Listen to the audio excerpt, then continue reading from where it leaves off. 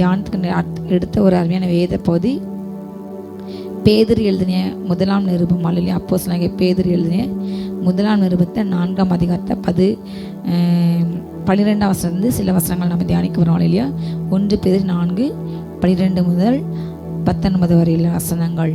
பிரியமானவர்களே, உங்களை சோதிக்கும்படி உங்கள் நடுவிலே பற்றி எறிகிற அக்னியை குறித்து ஏதோ புதுமையென்று நீங்கள் நினையாமல் திகையாமல் கிறிஸ்துவின் மகிமை வெளிப்படும் போது நீங்கள் களி கூர்ந்து மகிழும்படியாக அவருடைய பாடுகளுக்கு நீங்கள் பங்காளிகள் ஆனதால் சந்தோஷப்படுங்கள். அல்லேலூயா.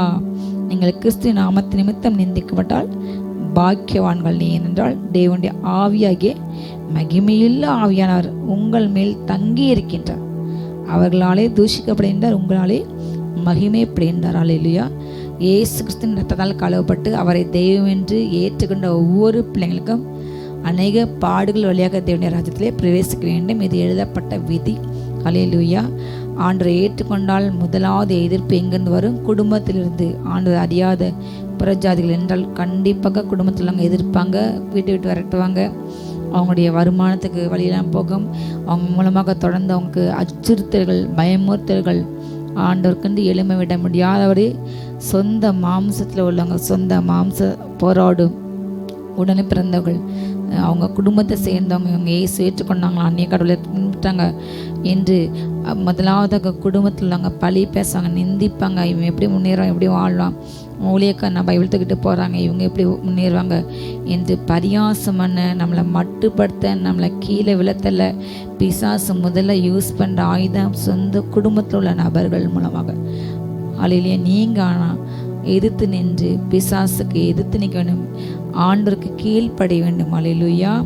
நமக்கு வருகின்ற எல்லா சோதனைகளும் மனுஷருக்கு நேரிட சோதனை அல்லாமல் வேறொரு சோதனை உங்களுக்கு நேரவில்லை. அந்த சோதனை ஆண்டவர் கொடுக்கும்பொழுது அதில் தப்பிக்குள்ளும் போக்கி நமக்கு உண்டு பண்ணுவார். தேவன் அன்புக்கு பிள்ளைக்கு எல்லாமே நன்மைக்கு ஏதாக நடத்தப்படுகிறது. அல்லேலூயா. இவர்கள் தேவனுடைய ஆவியினால் நடத்தப்படுகின்ற அவர்கள் தேவனுடைய புத்திரர். இக்காலத்து பாடுகள் உங்கள் வாழ்க்கையில் வரப்பெற மகிமைக்கு ஒப்பாகாது, ஈடு ஆகவே ஆகாது. அல்லேலூயா. கர்த்தர் நமக்கு கொடுக்கின்ற அந்த பிரச்சனைகள், நம்ம நடுவில் வருகின்ற அந்த சோதனைங்கிற அந்த அக்னி ஏதோ இது புதுமைன்னு திகைக்க வேண்டாம். நான் மட்டும் பிசாசு சொல்கின்ற ஒரு பொய் என்னவென்றால், நம்ம வாழ்க்கையில் வருகின்ற அந்த பிரச்சனைகள், நம்ம சந்திக்கின்ற நெருக்கங்கள், வேதனைகள், வியாகுலங்கள், கண்ணீர் வரும்போது உனக்கு மட்டும்தான் அந்த பிரச்சனை, நீங்கள் மட்டும்தான் அதை ஃபேஸ் பண்ணுறீங்க, உங்கள் கூட யாரும் இல்லை, உங்களுக்கு ஹெல்ப் பண்ண யாரும் இல்லை, உதவி யாரும் இல்லை, நீங்கள் தனியாக இருக்கீங்க. இந்த பொய்யை பெரும்பாலும் இதுதான் பிசாசு சொல்கின்ற ஒரு பொய். நம்ம என்ன செய்வோம்? நம்ம சுற்றிலும் தூதர்கள் இருக்கிறாங்க, பிதா குமார் ஆவே இருக்கின்றார், நீதிமன்றங்கள் பிரசவங்கள் இருக்கிறாங்க, என்னை சுற்றில் எல்லாம் இருக்காங்க என்பதை நம்ம மறந்து ரட்சிக்கப்பட்ட அன்றிலிருந்து தொடக்கத்தில் 2 தூதர்கள். நீங்கள் ஆவிக்கிற வாழ்க்கையில் வளர வளர தூதர்களுடைய எண்ணிக்கை அதிகமாக கொண்டு போகும். நம்ம சுற்றிலும் நம்ம கூட பர்சவங்கள் வாழ்கிறாங்க, சஞ்சரிக்காங்க, ஆவியில் தூதர்கள் இருக்கிறாங்க. நம்ம துதிக்கும் பொழுது, ஜெபிக்கும் பொழுது, ஆராதிக்கும் பொழுது, கண்ணீரோடு ஆண்டவர்கிட்ட புலம்பும் போது, பெருமூச்சு விடும்போது கூட எல்லாவற்றையும் ஆண்டவர் பார்த்து கொண்டு இருக்கிறார். அவர் நம்மை காண்கிறவர், நம்மை காக்கிறவர், நம்ம கூட இருக்கின்றவர், நம்ம கூட வாசமான தேவன். நம்மளை விட்டு அவர் எங்கேயோ பலவத்தில் இல்லை. அல்லேலூயா. நான் உன்னோடு கூட இருந்து உன்னை ஆசிரிப்பேன், நான் உன்னை விலகுவில் உன்னை கைவிடலே. உலகத்தின் கடைசி முடிவு புரிந்தோம், இந்த பூமியில் உங்கள் ஓட்டம் முடிகிறவரை அவர் உங்கள் கூட இருக்கின்றார். அல்லேலூயா. நித்தியம் அவங்க கூட தான் இருப்பார். அல்லேலூயா. அந்த காரியத்தை பிரச்சனை வரும்போது பிசாசு அதை மறக்கடித்து, நீ தனியாக இருக்க, உன் வாழ்க்கையை சப்போர்ட் பண்ண யாரும் இல்லை, நீ விழுந்து போயிட்ட, அவ்வளோதான், உன் பிஸ்னஸ் லாஸ் ஆகிட்டு, உனக்கு இந்த வியாதி வந்துட்டா, இனி சுகம் ஆகாது, இந்த வியாதி வந்துட்டா நீ மறிச்சு போயிடுறேன், உன் பிள்ளைக்கு இந்த வியாதி வந்துட்டா மறிச்சிடும், அதுக்கு இப்படி ஆகும். இந்த இப்படிப்பட்ட பொய்களே நமக்குள்ளாக நெகட்டிவ் தாட்ஸ் கொண்டு வந்து முதலாவது நம்முடைய ஆவி சோர்வடைச்சது, நம்மளை ஜெபிக்க விடாமல் நம்ம தேவனை தட உண்டு நம்மளை பொய் செய்தார். நான் சொல்ல வேண்டும், நம்ம சொல்கின்ற வார்த்தை என் மூலமாக இக்காலத்து இந்த பாடுகள் என் வாழ்க்கையில் வரப்போகிற மகிமைக்கு ஈடாகாது. கிறிஸ்தின் மகிமை என் மூலமாக வெளிப்படும். ஹல்லேலூயா என்று நீங்கள் என்ன செய்யணுமா? களி கூர்ந்து மகிழ வேண்டும். ஹல்லேலூயா. அவர் சரீரம், அவர் சரீரமாக அந்த சபை வளர்றதுக்காக என் சரீரத்தில் நான் சின்ன பாடம் சுமந்து தவிக்கிறேன். இயேசு கிறிஸ்து போல யாரும் அவ்வளவு அடிகள் படலை. அப்போஸ்தலனாகிய பவுல் கிட்டத்தட்ட அதிக அடிகள் பட்டார். கசேடிகள் 39 அடிகள் அடிப்பாங்களாம். அவர் 3-4 முறை அப்படி அடிக்கப்பட்டார். எந்த மனுஷனும் உயிரோடு இருக்க முடியாது. அதுபோக கப்பர் சேதம், எத்தனையோ பிராண சேதம், கூட உள்ள மனிதர்களால் காட்டி கொடுக்கப்பட்ட நம்பிக்கை துரோகத்தினால எத்தனையோ அவர் எதிர்ப்புகளை அவர் சந்தித்தார். மரண மோசங்கள், கப்பல் சேதங்கள், எல்லாவற்றிலையும் அன்பு விட்டு எனக்கு எதுவுமே பிடிக்காது, எல்லாவற்றையும் நான் ஜெயம் கொண்டேன். உபத்திரமோ, வியாகுலமோ, பசியோ, நிர்வாணமோ, பட்டயமோ, நாசமோசமோ, தேவதூர்களோ, வருங்காலம் நிகழ்காலமோ, உயர்வோ தாழ்வோ, எதுவுமே எல்லாத்தையும் நான் ஜெயிச்சிட்டேன். அன்புலது எதுவும் என்னை பிரிக்க மாட்டேன், நான் நிச்சயம் அறிஞ்சிருக்கேன் என்று சொன்னார். நாம் களி கூற வேண்டும், பாடல்கள் மத்தியில் சந்தோஷப்பட வேண்டும். ஆண்டவருடைய அந்த சபைக்காக நானும் பாட அனுபவிக்கிறேன். நான் பாடுக்கு பங்காளி, ஷேர் பார்ட்னர்.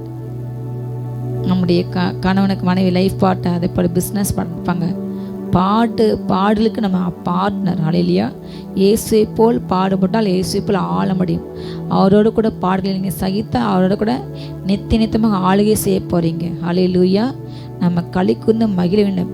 அந்த பாடு மூலமாக, பிரச்சனை மூலமாக, உங்கள் மூலமாக ஆண்டைய மகிமை வெளிப்பட்டு அதில் ஒரு வெளிச்சம் பிரகாசித்து, அநேக ஜாதிகளும் அநேக ராஜாக்களும் உங்கள் மூலமாக ஆண்டவர் தொடப்படுவாங்க, அறியப்படுவாங்க. ஹல்லேலூயா. ஒவ்வொரு பிரச்சனை வரும்பொழுதும் எப்படி உலகப்புறமா பிள்ளைங்களுக்கு எக்ஸாம் வைத்து பாஸ் ஆகும்பொழுது அடுத்த படிப்புக்கு போகிறாங்களோ, அடுத்த ஸ்டாண்டர்டு, அடுத்த ப்ரமோஷனுக்கு போகிறாங்களோ, அதே போல் ஆவிக்கிற வாழ்க்கையிலையும் ஒரு பிரச்சனை வரும்பொழுது அந்த பிரச்சனையில் நம்ம ஜெபிச்சு ஆண்டுடைய உதவி தேடி நம்ம களி கூர்ந்து ஆராய்ச்சி ஆண்டுடைய வல்லமையை நாடி அவர்கிட்ட உதவி பெற்று நம்ம அந்த பிரச்சனை வெளியே வரும்போது ஹல்லேலூயா, நம்ம ஒருபடி மேலே சென்று நமக்கு கொடுக்கப்பட்ட ஆவிக்கிரிய அந்த ரிவார்ட்ஸ் எண்ணிக்கை அதிகரிக்கும், அந்த ஆவிக்கிரிய பவர் நமக்கு அதிகரிக்கும். ஹல்லேலூயா. நம்ம பார்க்காத வானமண்டலங்கள் அநேகம் உண்டு. பரலோகம் நம்ம பார்க்காத இடம். ஆவில நீங்கள் ஆண்டவர் கூட நல்லா ஜெபித்து அந்நிய பாஷையிலே பேசிக்கொண்டு இருக்கும் பொழுது பல ஆவின் மண்டலங்களுக்கு ஆண்டவங்களை கொண்டு செல்வார். அங்கு பல வெளியேறப்பட்ட கற்றால் உள்ள பல மண்டலங்கள் உண்டன. வானவிலின் 7 அந்த வண்ணங்கள் போல பல வண்ணங்கள் அங்கு உண்டு. அநேக வானங்கள் உண்டு. அந்த வானங்களை ஒவ்வொரு வண்ணமும் ஒவ்வொரு அதிகாரம், அந்த அதிகாரத்தை தக்க கத்தவங்களை கொண்டு சென்று கொண்டே இருப்பார். அங்குள்ள அத்தனை அந்த விலையேறப்பட்ட கற்கள் பதிக்கப்பட்ட ஆடைகள், வீடுகள், அங்குள்ள மரங்கள், உங்கள் இடங்களை நீங்கள் காணலாம். உங்களுடைய ஆவிக்குரிய வாழ்க்கை உயர அப்பேற்பட்ட அந்த விலையேறப்பட்ட மண்டலங்கள் கத்தவங்களை கொண்டு செல்வார். ஹல்லேலூயா. உங்களுடைய அதிகாரங்கள் கூடும். ஹல்லேலூயா. ஆவிக்குரிய அதிகாரங்கள் கூடிக்கொண்டே போகும். உங்கள் வாழ்க்கையில் உள்ள சொல்லுங்கள், ஒவ்வொரு பாடுகளும் தேவனுடைய நாமமயமாக மகிமைப்படணும். நீங்கள் களி கூற வேண்டும் என்று வேதம் சொல்கிறது. நீங்கள் கிறிஸ்து நாமத்து நிமித்தம் நீங்கள் நிந்திக்கப்பட்ட பாக்கியவான்கள், ஏனென்றால் நமக்குள்ள ஆவியார் தங்கியிருக்கின்றார். ஹல்லேலூயா. அவங்க ஆண்டவரை அறியாமல் தூஷிக்காங்க, ஆனால் நம்ம மூலமாக அவர் மகிமைப்பட்டு கொண்டே தான் இருப்பார். ஆதலால் உங்களில் ஒருவனும் இப்படிப்பட்ட பாட அனுபவித்தால் பங்காளிகள் சந்தோஷப்படணும் என்று வேதம் சொல்கிறது. ஆண்டு நாமத்து நிமித்தம் நம்ம அனுபவிக்கும் போது, ஆனால் எப்படிப்பட்ட பாட அனுபவிக்கிறவங்கள நம்ம இது பாடுன்னு சொல்லக்கூடாது என்று வேதம் சொல்கிறது. கொலை செய்துட்டு நான் ஆண்டு கண்டு பாட நிறுத்தி எனக்கு மற்றவங்களை கொலை செய்துட்டு அதனால் எனக்கு நிந்தனை வந்துச்சு, பாடு வந்து சொல்லக்கூடாது. திருடிட்டு அதை பாடுன்னு சொல்லக்கூடாது. அதனால் வந்த பிரச்சனைனால மற்றவங்களை அழித்து, மற்றவங்க நிலங்களை, உடைமைகளை, பணத்துக்கு ஆசைப்பட்டு மற்றவங்களே பொருளை அபகரித்து அதனால பிரச்சனை வந்துட்டு பொல்லாங்க பண்ணிட்டு நான் பாடுபட்டேன்னு சொல்லக்கூடாது. அது பாடு என்று வேதம் சொல்லவில்லை. அது அங்கேயும் இருக்காது. அந்நிய காரியங்களை தலையிட்டு கொண்டு நமக்கு ஆண்டு அனுமதியாத வழியில் சென்று தவறான சென்று அதனால அந்த பிரச்சனையை ஆண்டு சொல்லாமல் நீங்கள் இஷ்டத்துக்கு செஞ்சுட்டு நான் பாடுபட்டேன்னு சொல்லக்கூடாது. ஹல்லேலூயா. ஆண்டு நாமத்து நிமித்தம் நம்ம நிந்திக்கப்படுறோம். ஆண்டரை ஏற்றுக்கொண்ட நிமித்தமாக ஆண்டவர் ஆராதிக்கிறனால பிசாசுக்கு விட்டுப்பட மனிதர்களுக்கு நம்மளை பார்த்தாலே ஒரு எரிச்சல் வரும்.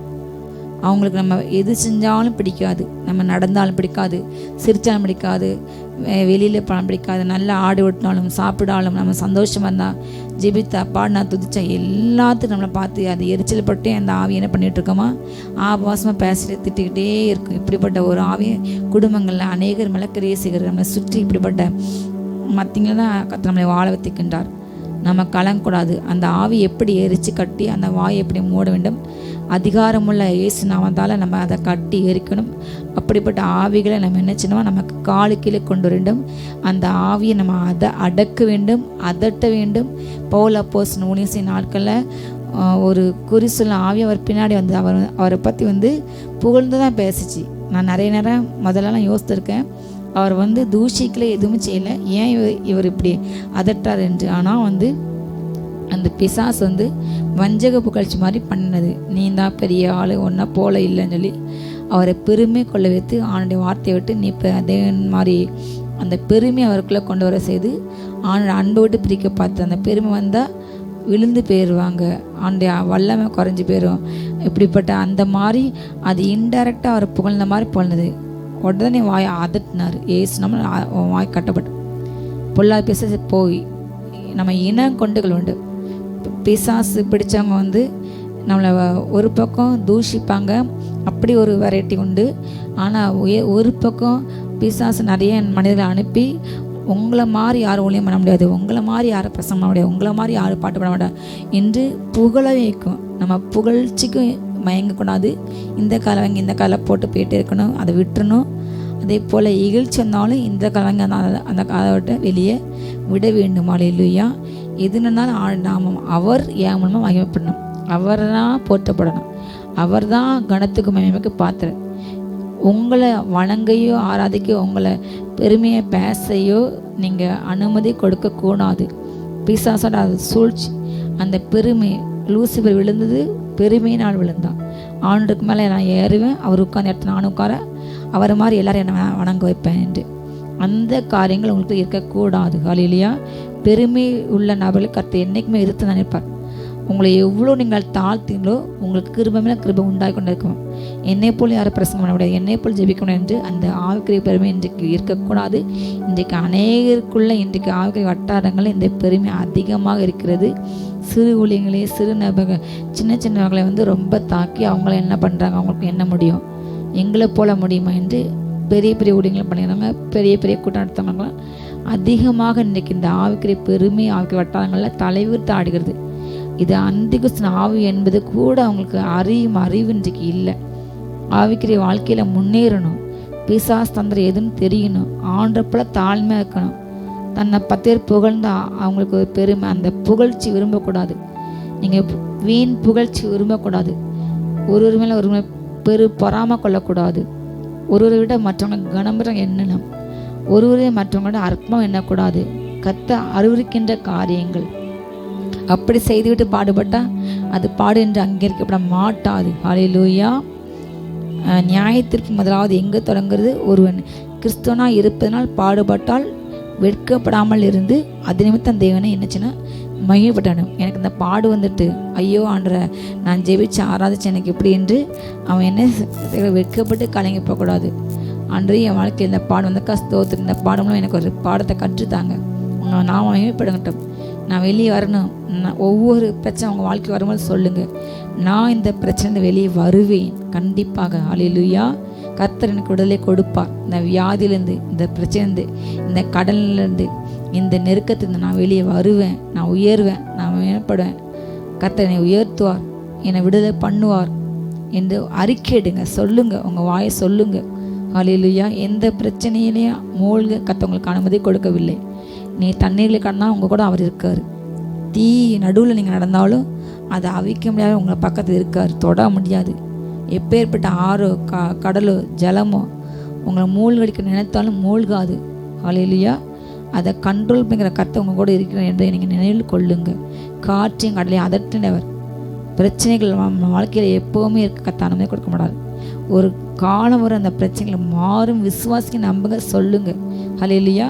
நான் இதிலிருந்து மீண்டு வருவேன், எனக்கு வேலை கிடைக்கும், எனக்கு உயர்வு கிடைக்கும், என் வேலையை கிடைக்கும். அந்த நபர்கள் சங்கரிக்கிட்டு போதை நான் பார்ப்பேன், என்னை அழிக்கிற அந்த துன்மாக்கர் அழிக்கப்பட்டு போதை நான் பார்ப்பேன், என்னை பில்லிசுனில் அழிக்கின்ற அந்த அப்படிப்பட்ட நபர்கள் அழிந்து கண்கள் காணும். பிசாசு உங்களுக்கு அகெயின்ஸ்டாக சில மனிதர்களை தொடர்ந்து செய்வேன் பில்லிசுனிமோ வச்சுக்கிட்டே இருக்காங்களா, எவ்வளோ தான் வைப்பாங்க, செஞ்சு ஒரு நாள் அவங்க டயர்ட் ஆகிடுவாங்க. சவுல் தாவீதை கொலை செய்ய தேடி கடைசி தாவீது ராஜாவமான, ஆனால் சவுல் தற்கொலை மாறித்து போனான். ஒரு காலத்தில் பிசாஸ் டயர்ட் ஆகும். உங்களுக்கு அகெயின்ஸ்டாக செய்கிற மனிதர்களை பிசாஸே அவனுக்கு அகெயின்ஸ்டாக அவங்களுக்கு அகெயின்ஸ்டாக மாதிரி அவங்கள அழித்துப்படுவான். எந்த பிசாசு உங்களை ஏவி உங்களை அழிக்க பேச வைக்குதோ அதே பிசாசு குறிப்பிட்ட காலம் நம்ம அவங்களால மேற்கொள்ள முடியல, ஜெயிக்க முடியல என்று பிசாசு அறிந்து அந்த கோபத்தை யார் அவங்கள அனுப்புனாங்க ஏவினாங்க அவங்களுக்கு திரும்பும். கண்டிப்பாக மந்திரவாதம் செய்வனே கண்டிப்பாக அதோட இயல்பு அதுதான். ஹல்லேலூயா. ஆனால் பண்ண ஜெபம் உங்களை பாதுகாக்கும், விடுதலை அளிக்கும். இயேசு ரத்தத்தை சொல்லுங்க. ஹல்லேலூயா. நம்ம மூலமாக ஆண்டவன் மகிமைப்படுவார். நீங்கள் வெட்கப்படக்கூடாது. ஆண்டவன் மகிமைப்படுத்துங்க. நியாயத்துப்பானுடைய வீட்டை தொடங்கப்படுது.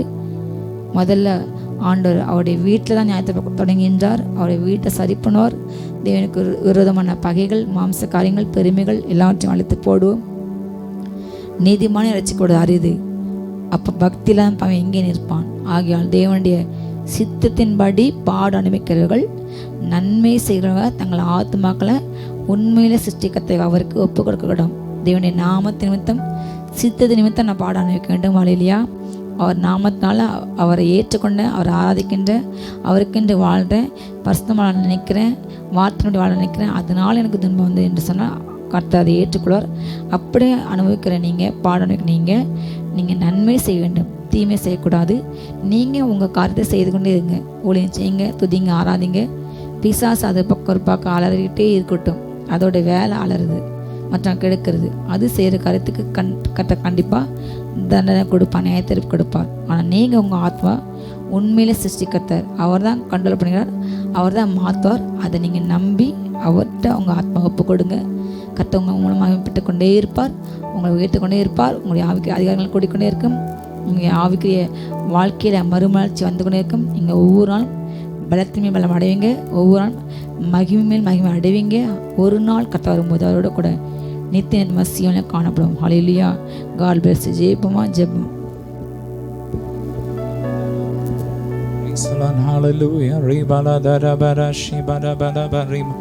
இயேசுவின் ரத்தம் ஜெயம். இயேசுவின் ரத்தத்தை தெளிக்கிறோம். இயேசுவின் ரத்தத்தை தெளிக்கிறோம். ஒவ்வொரு வீடுகளுக்குள்ள இயேசுவின் ரத்தத்தை தெளிக்கிறோம். இயேசுவின் ரத்தம். ஆமென். ஸ்தோத்திரம், ஸ்தோத்திரம், ஸ்தோத்திரம். ஷப்ரபரபா. ஆமென். ஹல்லேலூயா. ரேப்ரபலதரபரி பெற்ற எங்கள் விசுவாசம் சோதிக்கப்பட்டு ஆமென் தேவ மகிமை வெளிப்படும் என்று பேசினீரப்பா. ஸ்தோத்திரம். கால பாடுகள் இனி வெளிப்பட போகும் மகிமைக்கு ஒப்பானவைகள் அல்ல. ஆமென். ஒரு பெரிய மகிமை, ஒரு பெரிய நன்மை எங்களுக்காக ஆயத்தம் பண்ணி வைத்திருக்கிறீர். பரலோகத்தில் ஏராளமான வீடுகளை எங்களுக்கு ஆயத்தம் பண்ணி வைத்திருக்கிறேன். ஏராளமான ஸ்தலங்களை ஆயத்தம் பண்ணி வைத்திருக்கிறீர். அப்பா உமக்கு நன்றி. கல்வாரி சிலுவையில ரத்தம் சிந்தி மேலான கிருபைகளை எல்லாம் விடுதலை ரட்சிப்பை நீர் எங்களுக்கு ஆயத்தம் பண்ணி வைத்திருக்கிறீர். ஸ்தோத்திரம், ஸ்தோத்திரம். ஒவ்வொரு நாளும் நாங்கள் அதை சுதந்திரிக்க கிருபை கொடுங்க, கிருபை கொடுங்க. ஆவியில ஜெபித்து உம்மோடு உறவாடி உம்முடைய பிரசனத்திலே இருந்து நாங்கள் ஒன்றாக ரிசீவ் பண்ண ஒவ்வொருவருக்குள்ளே அந்த விசுவாசத்தை ஊற்றுங்க. ரட்சிப்புக்கேற்ற அந்த விசுவாசம் ஒவ்வொருவருக்குள்ள ஊற்றப்படட்டும். ஒவ்வொரு ஆவியிலே ஊற்றுங்க, ஊற்றுங்க, ஊற்றுங்கப்பா. பலனடையட்டும், பலனடையட்டும். ஊற்றுக்கண் திறக்கப்படட்டும். எல்லா கட்டுகளோடையட்டும். கற்புள்ள கன்னிகையாக கிறிஸ்து என்ற ஒரே புருஷனுக்கு எங்களை ஒப்பு கொடுத்திருக்கிறேன். உடைய அன்பிலே நாங்கள் நிலைத்திருக்க உமக்காக நாங்கள் கனி கொடுக்க வருகைக்கு ஆயத்தமாக ஒருவரையும் பாதுகாத்துக்கோங்க, வழி நடத்துங்க. இயேசுவின் மூலம் பிதாவே. ஆமென். ஹல்லேலூயா. God bless you all.